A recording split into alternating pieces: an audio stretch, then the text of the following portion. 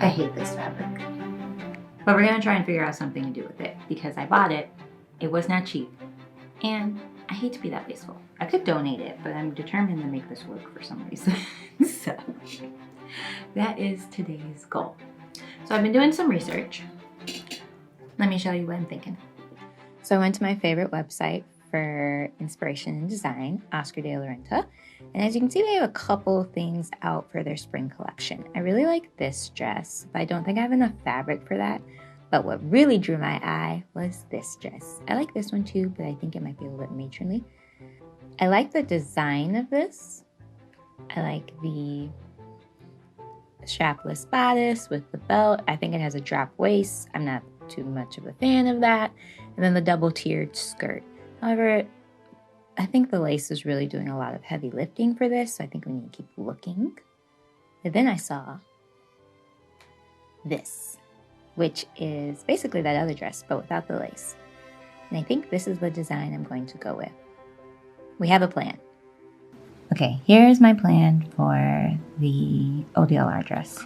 So for the bodice, I'm just going to do a strapless bodice with straps. I'm going to underline it because I would like it to have some structure as well as fully line it.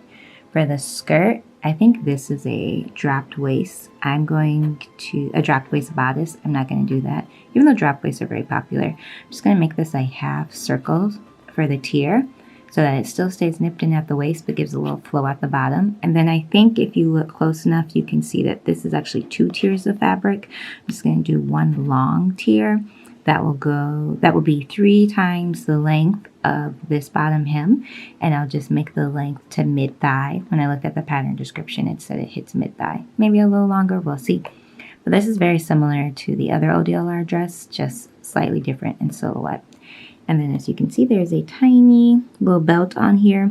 I do have a belt, I do have a belt buckle, and so I could make this, and I think I will. We'll see how it looks, but I'm pretty sure I'm going to make that too. This is the plan, and it should be pretty simple because all of this is pretty simple, but those are famous last words. Originally, I was going to draft the pattern for the bodice myself, but then I remembered that I have the L'Amour bodice from Charm Patterns fitting pretty well, so I probably could just use this. So I traced the front piece, which is a sweetheart neckline, and then I just drew a straight line straight up from the front seam or the center seam, and then squared it across to the top of the, I guess side front is what this is called. And then I want to cut it on the fold, so I eliminated the seam allowance in the center front, and then I'm just going to sew up a mock-up and see how this looks. This is happening. Okay, so straightening out the neckline worked out fine. So it's no longer a sweetheart, it's just a straight across. And the fit is still pretty good. Now, the reason we have this bagginess is because there's no boning in it. And because of the way my underbust, what did my sewing teacher say? Because of my dimensions of my underbust and my bust and just the way my body is shaped, I would have to do more of a curved seam in the front, like more French dart style, to make it like cup under appropriately. Or I have to add the boning. I really was not planning on adding boning to this. So part of me is like, do you really want to put that much work into a dress that you may not like? Or I have another strapless bodice that was not made for boning that could look really nice, so I may make that one too. I'm kind of running out of toiling fabric too. So there's that. But beyond that, I like the fit and I think it looks nice, besides the bagginess. I think I'm gonna mock up the other bodice and see what I think of the fit. And if I like it, we'll go that direction. If not, then I will just put boning in this because I cannot be bothered. Like, just saying. But yeah, I think it looks nice. You gotta stick with me and see the vision, but I think it looks nice. So I tried on the toile for the McCall's pattern, and it fits pretty good for the most part, except I need a full belly adjustment, and I know that because it was tied on my belly, so I just sliced a hole I sliced up the front piece and then measured the distance it spread apart, which was 1.25 inches or 1.5 centimeters. So I have the front piece, and I have just drawn a line in the middle of it all the way. I just picked a point. I think this is probably like 2 inches from the top, maybe 2.5. And then I drew a line that way and drew a line 2.5 in. And then I sliced up, but I didn't cut directly out, so you can see it's moving on a hinge. And then I'm going to swing this out, I think 1/2 inch, or what is, I gotta do some math real quick, hold on. So 5/8 of an inch basically. So I'm going to move or swing this out just 5/8 of an inch. It helps if you have a ruler. So to there. And you want to split it in half because you're cutting it on the fold, so it will double it. I'm just going to tape this right here. Just redraw the piece so that this has a straighter edge on the bottom because it's angled now. And normally you would have to reshape the side too, but I don't really have to. I'm going to get you a close-up. So this is what it looks like on the bottom. So I'm just going to take my ruler and draw a straight line across here and bring that down. But that is how you do a quick and dirty full tummy adjustment. So it's the next day. Everything's cut out. I really tried to cut and sew on the same day, but I did not have it in me. So I decided, I don't remember if I said this, but I decided that I want to interface the main fabric, and I didn't want to use regular interfacing. I want to use silk organza. So I have applied silk organza to all of the pieces, and that was as annoying as I remember it being, because silk organza is the most stable, flimsiest fabric I've ever seen. It is like annoying to work with. But I basted everything. I didn't base it by hand. I actually went around and machine stitched it. So next move is to assemble the bodice.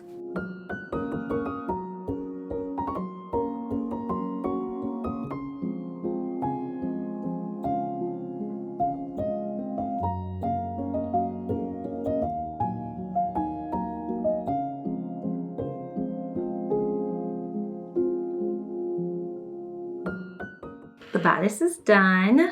I like it. It was very easy to sew. And then I'm just using the lining is going to be the mock-up I did. So that's done. I'm not going to attach the lining to the bodice just yet. I'm only lining the top, by the way, because I really want it to be structured, but not thick. Hence why I'm using like fabric for everything versus interfacing. But I'm not going to attach the lining right now because I need to put the zipper in and I need to figure out where I'm putting my straps. So I'm going to do my lining last basically. But I'm going to sew up my straps and then also attach my half circle tier to the bodice. I just have my dress pinned in my dress form. This took like no time to attach. I think it looks fine. The one thing that I don't love, I'm learning to love the print, but I think it looks fine. As you can see, the straps are not attached. So this is the fabric for the gathered tier of the skirt, and this is kind of the last major step. So I think I only have 4 things left. I think I have to attach the straps, gather the tier, attach the tier to the skirt or to the half circle, and put the zip in, and then it's done. Which I was not, I knew it'd go fast. I wasn't expecting it to go that fast. So I'm trying to think, do I want to do anything else? I may want to add some hanging ties and my label, but that's about it. I think it's like 10 something. I have time to gather the skirt tonight, so I can do that. And if I feel like attaching it, I will. We'll see what happens. But I'm going to start and we'll see how far I get.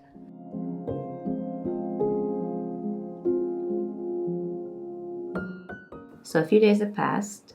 I got really sick yesterday, kind of out of nowhere. I feel a little better today. Well, I feel a lot better today because I'm actually up, walking around, and not in bed.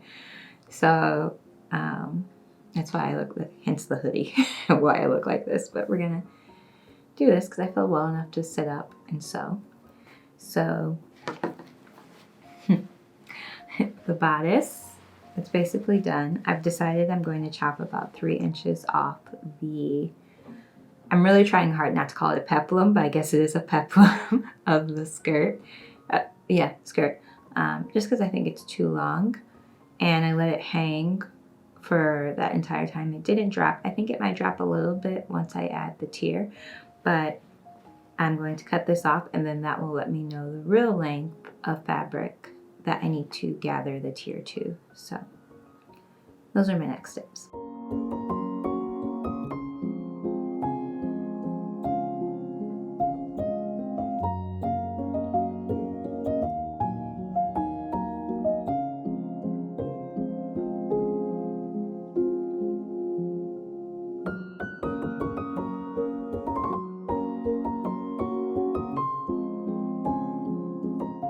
Gathered tier is on, and I just serged the raw edge. So that's done. Tried it on, fits really great. And now I'm putting the zipper in. So I like to put, this is my method to always make sure my waist seam lines up, but I had already basted the back close in order to attach the bottom tier. And then on the top, I had the zipper itself pin basted. I'm just going to actually machine baste this down. I'll do that on both sides, and then I go in with my invisible zipper foot, and that's the iron. And then this guarantees that my waistline is matched up every time. So that's my method. So I'm gonna put the zip in really quickly and then put the straps in. The zip is in. I think it looks really nice. It's very beautiful. I'm just putting the straps in, and then I'm going to baste them, and then when I sew the lining in, they'll be secured down. Here's my lining. If you remember, we used it for toile fabric. Where's my label? Oh yeah, I put my label in. The little decorative stitch on my machine instead of hand sewing it like normal. And yeah, so I just need to put all this together. This is pretty boring stuff. We'll come back when I make the belt. Onto the belt. I've deconstructed the belt from my satin ball gown, the blue one, and I stole the belt buckle off of it and just covered it with a piece of fabric. And now I just have this 3-inch wide piece of fabric by, I think, 41.5 inches. It doesn't really matter as long as it's longer than my piece of belting. If you don't own belting, you can just layer up interfacing like 3 to 4 pieces and it'll have the same effect. So I'm just going to fold this in half, sew a tube, and flip it inside out.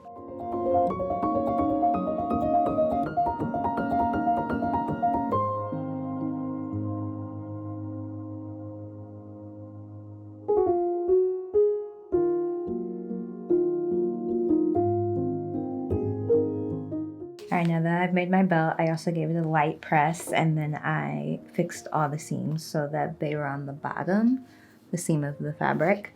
When I say light press, like no steam. You can iron belting, just you have to be careful. And this is a tube turner if you're curious about that tool. So now I just have to sew the belt buckle onto the excess fabric, and it stretched a bit, which I knew it would. So I just feed the fabric through the hole and back through like that, and then just do some hand stitches on the back. I'm gonna trim this, but like I like to fold mine under so it looks a little neater. And then just hand stitch it down, and that's the belt buckle, or that's the belt actually. So all that's left on the dress itself is that I put the lining in, understitched it, and then also stitched it to the zipper. How I do my linings when they're not full linings is I machine stitch them down to the zipper, and then I hand sew the waist seam to the waist of the exterior fabric. So I need to do that still. This also needs to be hemmed still. I'm just going to do a little narrow hem, and that's it actually. Oh wow, that's it. I was really tempted to make a matching bow or a hairpiece or like a scrunchie. I might make a scrunchie, but I have like no fabric left, so I've successfully used all this fabric. And then I'm gonna do my hand sewing on my belt, but that's basically it. So next time you see me, you will have the reveal and my final thoughts on the dress. we'll see how I feel about it. We'll see.